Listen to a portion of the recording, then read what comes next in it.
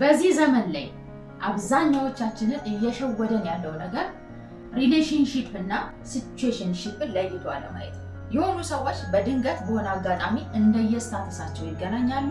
ፊዚካሊ በመተያየት ብቻ የሆነ የመዋደድ ስሜት የሚመስል ነገር ሊሰማቸው ይችላል።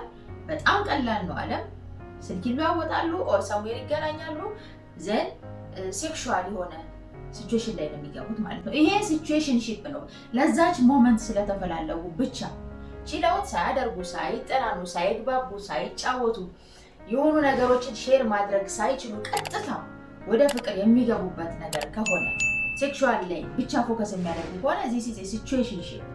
አብዛኛው ሰው ግራ የተጋባበት ነገር ዛሬ ይገናኛሉ፣ አፍተር ኤ ዊክ ኦር አፍተር ኤ መንዝ ዲፓርት ያደርጋሉ። መጀመሪያውንም በፍቅር ላይ አልነበሩም እነዚህ ሰዎች።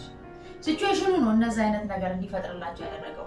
ሴክሹዋል ኢንተርኮርስ ኢንተረስት ስላላቸው ብቻ ነው እዛ ውስጥ የገቡት። አንድ ሰው ከአንድ ሰው ጋር የሚገናኝበት እንዲሁ ዝም ብለህ እየተጫወትክ ጊዜህን የምታሳልፍ፣ ሀሳቦችን ሼር የምታደርግ፣ ዩር ካምፓኒ ሼር የምታደርግበት፣ ፍቅርን የምትጋራበት፣ ወደ ዋናው ነጥብ ወደ ሴክሹዋል ኢንተርኮርስ ከመምጣት በፊት ብዙ ሂደቶች አሉት።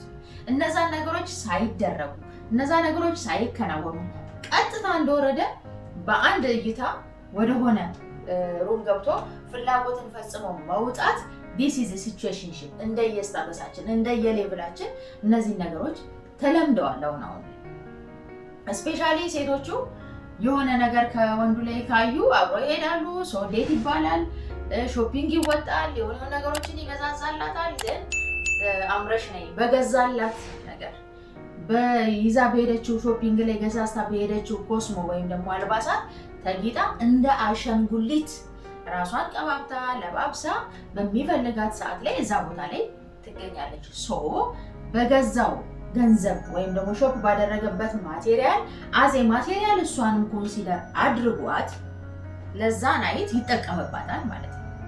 ዜን ከሆነ ቀን በኋላ ስልኳ ላይ ይነሳ ይችላል፣ መልስ ላይ መልስላት ይችላል፣ ላያገኛት ይችላል። this is a situationship በጣም ኮመን እና ኖርማል ሆኗል። ሪሌሽንሺፕ ሲሆን ግን በጣም ብዙ ውስጣችሁ የሚነግራችሁ ነገር አለ። ከዛ ሰው ጋር ስትተያዩ፣ ጊዜ ስታሳልፉ፣ ዲስከስ ስታደርጉ፣ በአንዳንድ ነገሮችን ስትሳሳቁ፣ አይዲያዎችን ስትካፈሉ እነዚህ ነገሮች ወደ ምን ያመራናል? ወደ ፍቅር ያመራል ማለት ነው። ፍቅርን ከጊዜያዊ ጥቅማጥቅም ጋር አስተሳስረ ነው ሞር ማቴሪያሊስት ሆነን ነገሮቻችን እየተበላሹብን ያለ ነው። አሁን ዓለም ላይ ያለው ነገር ዓለም ላይ የምናየው ነገር it's becomes normal እና in the future for the next generation በጣም በሚያሳስብ ሁኔታ situationship and relationship የሚለውን በትክክል አጥርተን ባላየነው ሁኔታ ትውልድን የሚገድል ያልተወራበት ትልቅ በሽታ ነው ማለት ነው። አሁን የምንፈራቸው አሁን የምንጠላቸው እንደዚህ ነገር ባይፈጠር ብለን ከምንላቸው እኩል ትውልድን የሚገድል በሽታ ይሄ ነው። ሰው ቤተሰብ ካለው እንደ ቤተሰብ ክሊርሊ ፋሚሊ ቁጭ ብሎ ከልጆቹ ጋር ሊወያይበት የሚገባ ትልቅ ነጥብ ነው። ሲቹዌሽንሺፕ ውስጥ አንድ ሰው ሲሆንና ሪሌሽንሺፕ ውስጥ ሲሆን አንድ ሰው የሚሰማው ስሜት ምንድን ነው? ባይዘው ይሄ ስፔሻሊ ለወላጆች ነጥብ ማስተላለፍ ነው። ክሊርሊ ፋሚሊ በጠረጴዛ ዙሪያ ቁጭ ብሎ ስፔሻሊ ሴት ልጆች ያላችሁ ይህንን ፖይንት በደንብ ልታወሩበት ይገባል። ምክንያቱም ተለምዷል፣ ኮመን ሆኗል። አንድ ወንድ ልጅ ሴት ልጅ ያያታል፣ የሆነ ፕሮግራም ላይ ሊሆን ይችላል፣ መንገድ ላይ ሊሆን ይችላል፣ ወይም የሆነ ፓርቲ ላይ ሊሆን ይችላል። አያት ሶ በቃ ኢሚዲየትሊ ዴት አድርገው ወደ ገደለው ነው የሚገቡት ማለት ነው። ሶ ሴክሹዋል ኢንተርኮርስ ራሱ እንደ ተራ ነገር የተቆጠረበት ዘመን ላይ ያለ ነው እና እንደ ፋሚሊ ራሱ ይህን ነገር ልናወራበት ይገባል። ልጆቻችንን ሰብስበን ልናናግርበት ይገባል።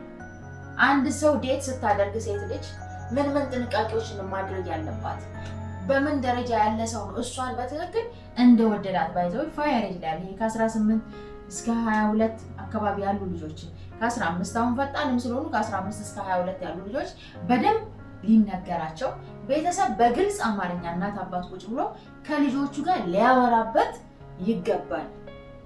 አትዛት ሞመንት በጣም እሷን ሰርፕራይዝ የሚያደርጋት ነገር ሊያደርግ ይችላል። በደንብ ኢንቨስት ሊያደርግባት ይችላል ምናምን፣ ግን አዜ ፑፔት ሊጠቀማት ይችላል። ዴት ያደርጋሉ፣ ሾፒንግ ይወጣሉ፣ ከዛ በኋላ ኮስሞና አልባሳት ይገዛላታል፣ ብለሽ ነው ትባላለች። እዛው በገዛላት እቃ ሄዳ ተማምራ መጣ ከገዛላት እቃ ባልተለየ መልኩ ሾፕ ሲያደርግ እንደገዛላት ኮስሞቲክስ እና እንደገዛላት አልባሳት እኩል ሆና እሱን ለማሳመር እሱን አትራክት ለማድረግ ተውባ ትመጣለች። በገዛላት ማቴሪያል እሷ ራሱ ማቴሪያል ሆና እሱ ጋር ትመጣለች። ይሄን አትዛት ናይት የሚፈልጉት ነገር ይፈጸማል ማለት ነው። ዜና አፍጠር ሺዜ ቤት አይፈልጋትም። ምክንያቱም ሲቹዌሽኑ ነው እንደዛ አይነት ነገር ውስጥ እንዲገቡ ያደረጋት።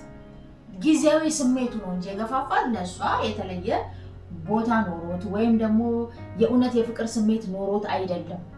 ስለዚህ ሴት ልጆቻችን በራሱ ምንድነው መጠንቀቅ ያለባቸው? ሴት እህቶቻችን ታናናሽ እህቶች ካሉ እነሱን በምን መልኩ ነው ጋይድ ልናደርጋቸው የሚገባው?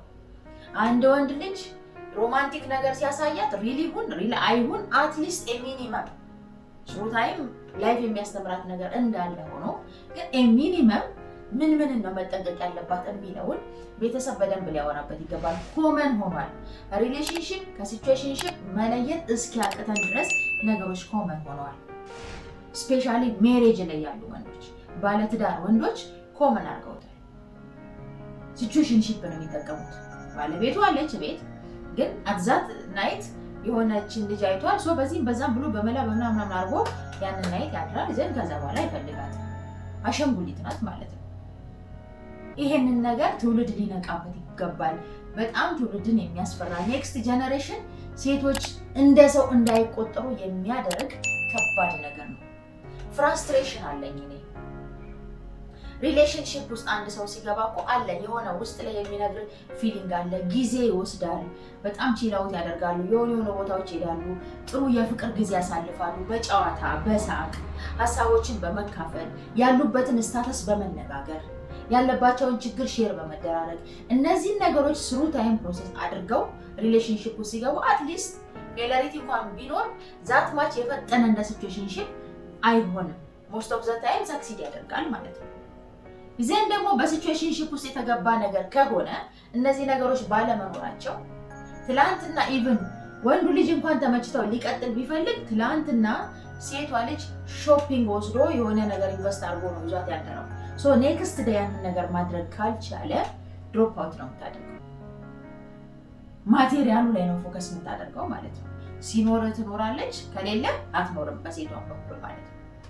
ስለዚህ ቦዝ ሳይድ እንደ ፋሚሊ እንደ ወዳጅ እንደ ቤተሰብ ተሰብስባችሁ ሲቹዌሽንሺፕን ከሪሌሽንሺፕ ለይተን ልናሳውቃቸው ይገባል።